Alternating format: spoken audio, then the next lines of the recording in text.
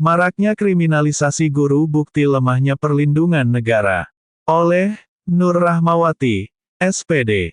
Di tengah ketidakpastian nasib para guru dan pengajar terkait kesejahteraannya, mereka kini terus dihadapkan pada fenomena kriminalisasi.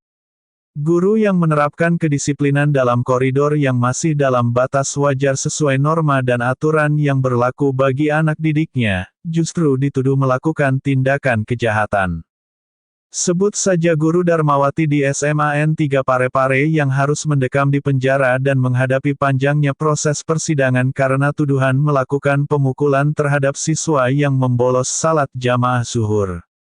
Padahal guru tersebut hanya menepuk pundak siswa tersebut dengan mukena. Hasil visum pun tidak menunjukkan ada luka sedikit pun di pundak siswa tersebut. Kompas, tanggal 30 Oktober tahun 2024. Baru-baru ini yang menjadi perhatian banyak pihak di negeri ini yaitu seorang guru honorer Supriyani yang dituduh memukul paha anak polisi di sebuah SD di Konawe Selatan, Sulawesi Tenggara. Sempat menjadi terdakwa atas tuduhan tersebut namun kasus ini dinilai janggal, namun pada akhirnya Supriyani dibebaskan. Berikut adalah kasus kriminalisasi guru yang terjadi di Indonesia ini. Miris, guru dalam sistem hari ini menghadapi dilema dalam mendidik siswa. Pasalnya beberapa upaya dalam mendidik siswa sering disalahartikan sebagai tindak kekerasan terhadap anak. Hal ini terjadi karena ada UU Perlindungan Anak sehingga guru rentan dikriminalisasi. Dengan begitu menyebabkan para guru makin takut mendisiplinkan anak didiknya. Jika ketakutan ini dibiarkan, maka akan muncul tindakan masa bodoh dari para pendidik. Jika itu terjadi akan sangat berpengaruh terhadap output pendidikan.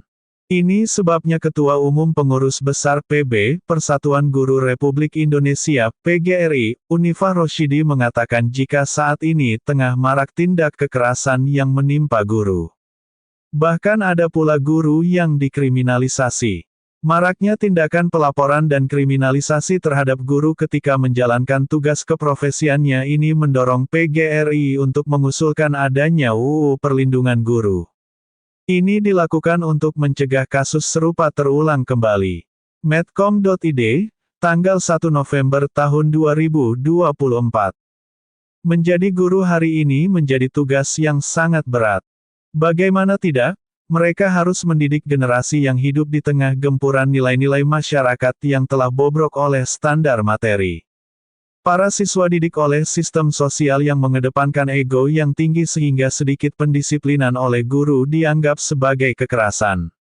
Belum lagi prasangka yang muncul pada wali murid kepada guru yang juga akibat derasnya arus informasi tanpa filter yang menghilangkan kepercayaan mereka kepada pihak sekolah untuk mendidik anak-anak mereka. Sangat banyak variabel yang berperan dan menentukan terjadinya fakta ini. Bergesernya orientasi pendidikan hari ini untuk sekedar mencetak generasi yang cakap dalam hal kognitif tanpa memperhatikan keimanan dan ketakwaan kepada Allah telah memberikan andil pada tidak berkembangnya ketawaduan siswa kepada gurunya. Mereka lebih mudah membantah guru-guru mereka karena memang tidak ada nilai ketakwaan yang ditanamkan dari kurikulum sekolah mereka. Lembaga pendidikan saat ini hanya mengajarkan agama sebagai ilmu bukan sakofah yang berpengaruh dalam kehidupan anak didik sehingga tidak menyentuh dasar pemahamannya dan hanya dijadikan sebuah teori belaka. Justru pemikiran dan perasaan yang muncul akibat diterapkannya sistem pendidikan dalam sistem sekuler hari ini membentuk egosime pribadi dalam diri seorang murid. Jadi wajar jika nasihat guru tidak dianggap sebagai kasih sayang malah dianggap omongan yang mengganggu privasi hingga guru dikriminalisasi. Saat ini negara menganut sistem sekuler yang terbukti gagal dalam mengurusi masalah tentang pendidikan. Nyatanya negara tidak mampu melindungi guru dengan UU yang ada. Banyak pihak pesimis jika UU khusus akan efektif memberikan hak perlindungan hukum bagi para guru. Sebab, bukan isapan jempol semata jika negeri ini dikuasai mafia peradilan. Hukum bisa dibeli dengan uang yang lemah, posisi tawarnya tentu akan kesulitan mencari peradilan meski banyak UU yang sudah ditetapkan untuk melindungi guru. Berbeda pada sistem Islam. Islam memulaikan guru dengan keilmuan mereka, dan memberikan perlakuan yang baik terhadap guru.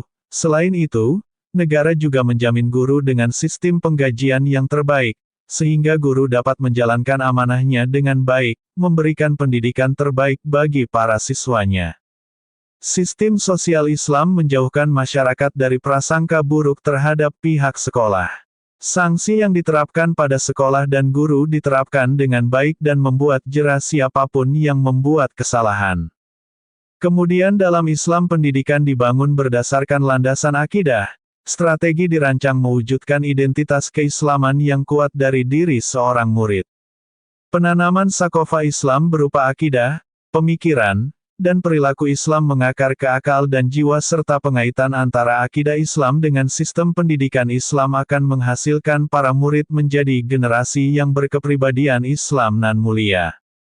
Keberadaan negara, bagaimanapun, merupakan pihak yang harus bertanggung jawab atas penerapan sistem Islam secara menyeluruh, memahamkan semua pihak akan sistem pendidikan Islam. Pendidikan Islam memiliki tujuan yang jelas dan meniscayakan adanya sinergi semua pihak sehingga menguatkan tercapainya tujuan pendidikan dalam Islam. Kondisi ini menjadikan guru dapat optimal menjalankan perannya dengan tenang, karena akan terlindungi dalam mendidik siswanya. Wallahu alam bisollallahu alaihi wasallam.